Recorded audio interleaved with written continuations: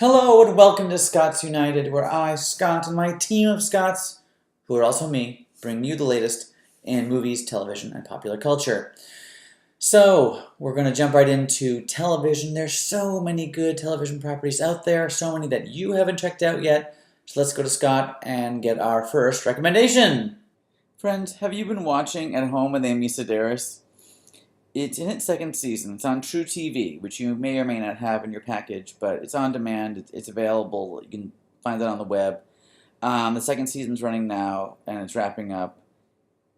I don't know if you ever watched Strangers with Candy on Comedy Central years ago, or caught Amy Sedaris and other things. I stole the TV. I love Strangers with Candy. Okay, sorry. No, continue. This most recent episode, they just did a 15th anniversary show, but it's like they've done 15 episodes, so it's a joke. But they always pretend like the show has been running for years and years because she does like cooking segments and craft segments, but it's also just weird and absurd and not really and just sort of like not really intended to be helpful, but more bizarre. And suddenly they're playing this vintage clip, and she's dolled up like it's the 50s, and she's trying to do like a baking segment with two puppet characters, but they just have big mitt hands, so they can't grab the ingredients, but they keep trying to like grab the butter, grab the bowl, and you just watch Amy Sedaris get more and more frustrated, and she's like smoking, and then finally she starts attacking one of the puppets, and like that is the kind of bizarre, absurd, wonderful humor. There's other recurring segments and characters. Amy does several characters. One character she doesn't do, but I love, is the lady who lives in the wood, this sort of like rustic lesbian who's doing very rustic crafts with her partner, but they're always sort of feuding and have this sort of passive aggressive tension between them at all times. It is like last episode, Justin Theroux guest starred. Oh, Justin Theroux. And it was this like Ghost and Mrs. Muir reference, which I'm guessing a lot of people wouldn't even get, but I love that they just do whatever they want and make obscure references and still make it funny whether you get it or not. Like, it's just bonkers, but perfect. Bonkers, but perfect. All right. Oh, what? I'm being told Margo is breaking through with some kind of announcement. Easter's late this year, hun. It's not for a couple more weeks.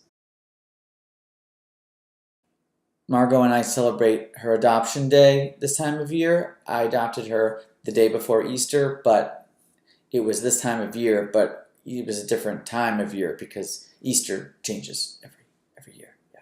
So let's go to Scott and hear about another television property. This is one that's been around for a few seasons and is wrapping up its final season.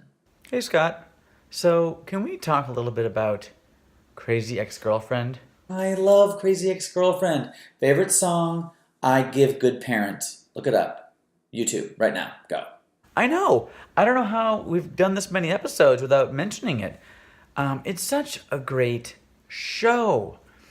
Like, if you look at the amount of songs that they have, created for the show over the years, over the seasons, we're in our fourth season.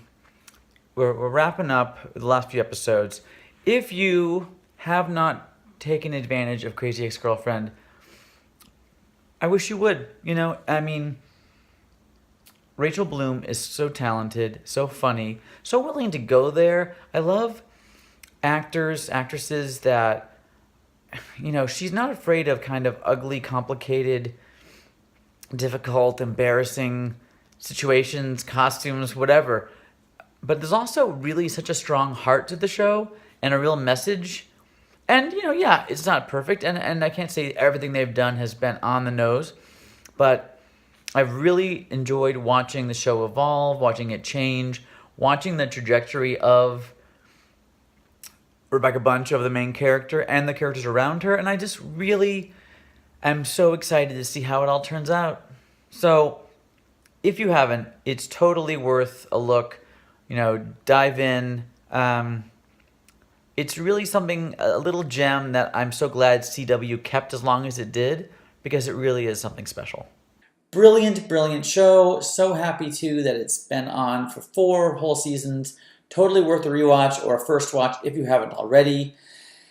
And that's it for us, for Scots United this week. One of these days I'm going to get around to seeing Us, and then that'll probably be my next movie review. Haven't made the time yet. Want to. Try not to hit any spoilers yet. Hopefully I'll continue to avoid those. So you avoid those spoilers too. Get out there, see some shows, watch some movies, and we'll see you again next week.